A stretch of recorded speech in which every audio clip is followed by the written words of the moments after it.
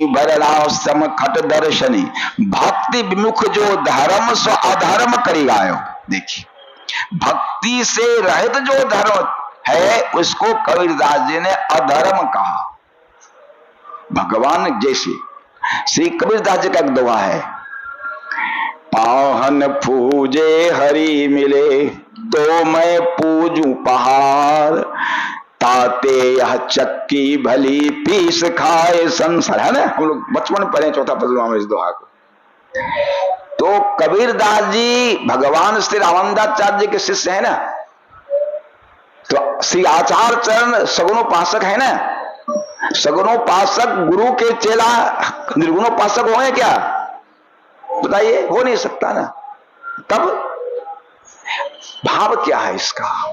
कहा हम मंदिर में, शिव मंदिर में जाते हैं, यदि शिव जी का जो पिंडी है उसमें पत्थर का भाव है, ये पत्थर है, तो कोई लाभ नहीं। साक्षात भगवान समझो, साक्षात भगवान समझकर जल चढ़ाएंगे तो निश्चित फल मिलेगा।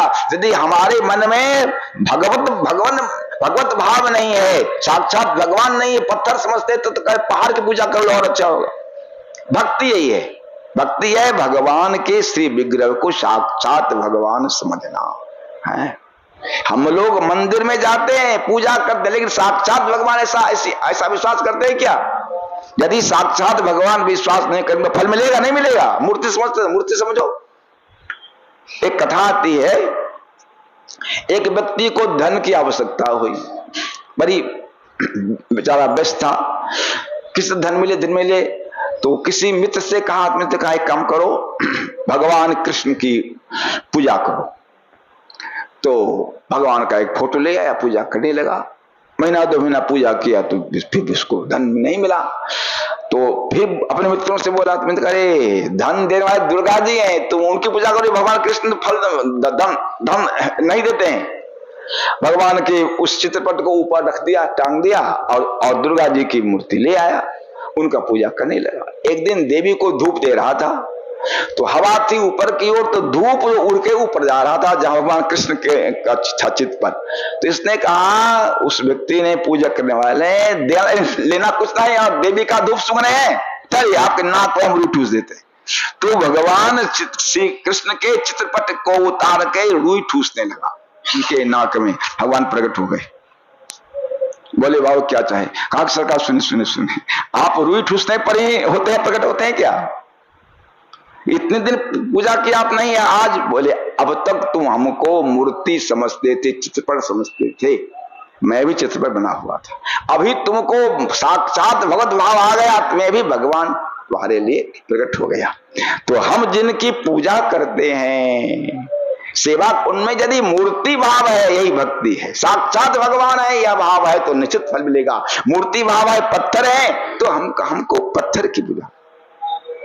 तो यही बात यहां करें कि बिनु हरि भगति, भगवान में भक्ति नहीं है तो लाख साधन करिए, कोई फल नहीं मिलेगा। और जाय जीव बिनु देह सुहाई, जैसे शरीर से जीव निकल जाए तो सुंदर देह, जवान आदमी है, गोरा, एक नक्शे शिक्षक सुंदर है, लेकिन प्राण निकल गया, जीव निकल गया तो कुछ महत्व है उस देह का। उसी तरह बादी मोर सब बिनु रख रहा, उसी तरह जैसे शरीर से, सुंदर शरीर से जीवात्मा निकल जाए तो उससे संसार के सारे सुख, सारी हुकूमत, सारा ऐश्वर्य हमारे लिए व्यर्थ है। बस एक ही बात है, जाओ राम पही आयस देहु, एक ही आंख मोर हित। मैं भगवान, हमारे हित का बस एक ही अंक है और सब शून्य है। वह क्या है कि हमें राम जी चाहिए, हमें राम चाहिए, श्री सीताराम चाहिए, और हमें कुछ नहीं चाहिए। उनके पास जाओ, जाओ राम पे आपन चाओ, उनके पास जाओ, उनके चरण कमल का दर्शन करें, हमें सीताराम मिले, बस यही हमारे हित का एकमात्र अंक यही है, और सभी शून्य है।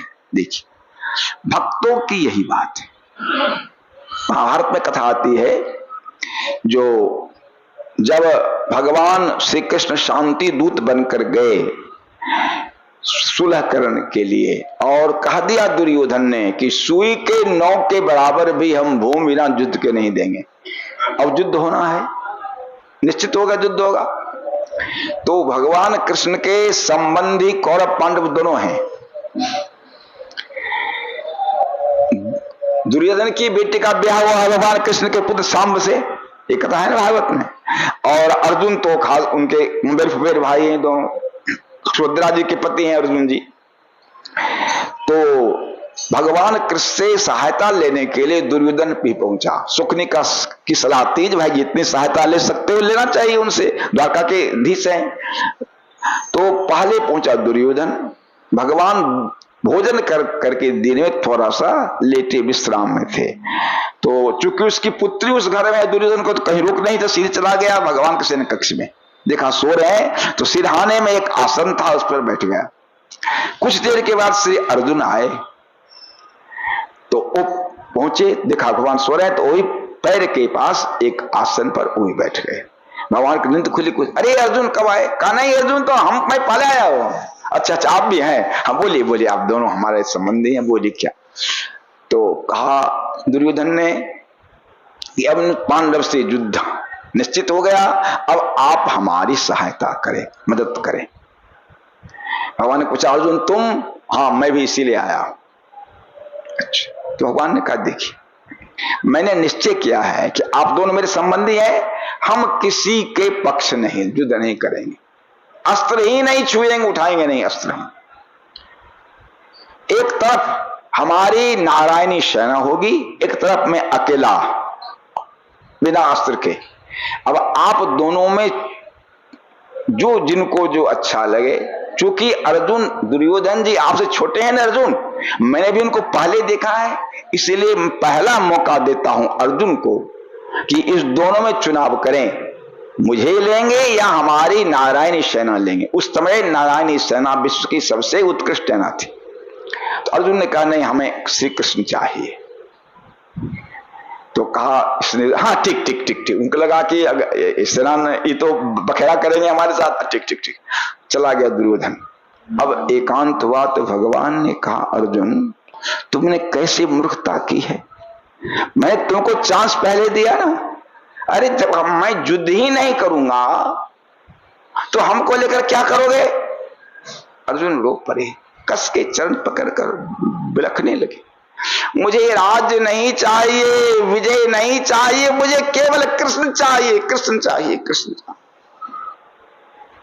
रोते अर्जुन को भगवान उठाकर हृदय से लगाए, बोले अर्जुन क्या करोगे मुझे लेकर?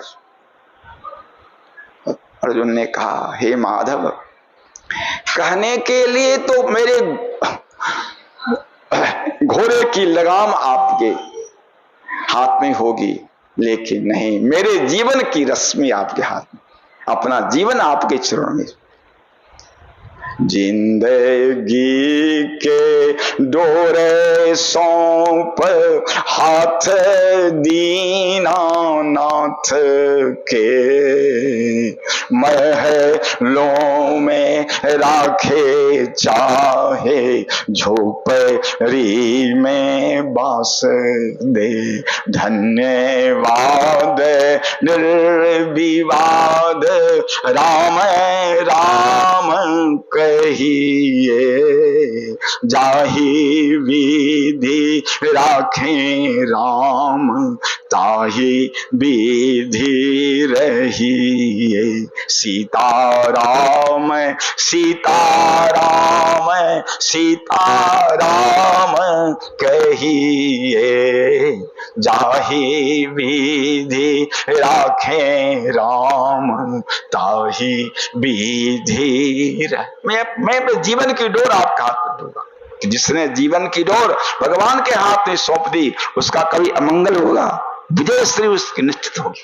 तो ये कहते हैं कि जाओ राम पहीं, आप सही मुल्क मुझे आज्ञा दें कि राम जी के पास जाएं, उनको लौटा कर लावें, और मेरे हित का एकमात्र अंक ही है, मोहि नृप करी भल आपन चहु, सोई सनेह जरतावस कहू।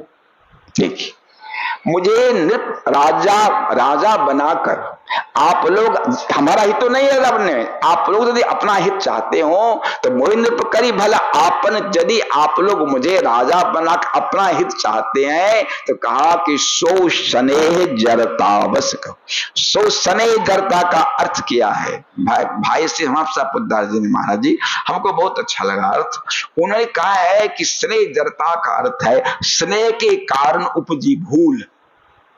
हाँ, आप नहीं जानते कि मैं कैसा हूं, हमसे स्नेह कर है आप लोगों को, स्नेह के कारण आप लोग भूल रहे हैं इस बात को। अरे मैं कैसा हूं सुनिए, के कैसुआ कुटिल मती राम विमुख गत लाज, तुम चाहत सुख मोह बसा मोहि से अधम के राज। अरे जी कहते हैं मैं कैसा हूं आप नहीं जानते, मैं केकई का बेटा, मां कुटिल तो बेटा भी कुटिल मती, केकई स्व कुटिल मती, और राम विमुख, राम जी का से विमुख, और गतलाज निर्लज्ज हूं। देखिए कहते हैं कि 4 बातों से किसी व्यक्ति की पहचान होती है, जन्म से, बुद्धि से, कर्म से और शील से। ये भरत जी कहते मैं चारों से मैं अधम हूं। के कई सुआ, के का पुत्र हो तो जन्म मेरा बिगड़ गया, और कुटिल मती तो बुद्धि भी हमारी नहीं है, कुटिल है, और राम विमुख में कर्म भी हमारा, और गतलाज मन शील। तो जन्म, कर्म, बुद्धि और शील, ये 4 बातों से ही व्यक्ति की पहचान होती है। मैं चारों से अत्यंत हीन हूं। खबर जी कह रहे हैं कि केकई सुआ कुटिल मती राम गतलाज, तुम चाहत सुख मोह बसा। अज्ञान, आपको पता नहीं मैं कैसा हूं, ये मोह का मतलब होता है अज्ञान।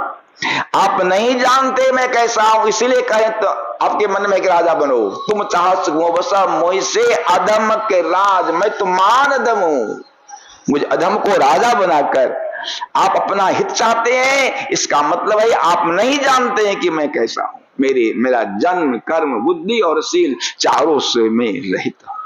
6 बज रहे हैं, अब वाणी का विश्राम कर रहे हैं। प्रभु कृपा से आगे जैसी प्रभु की इच्छा होगी होगी। सीताराम सीताराम सीता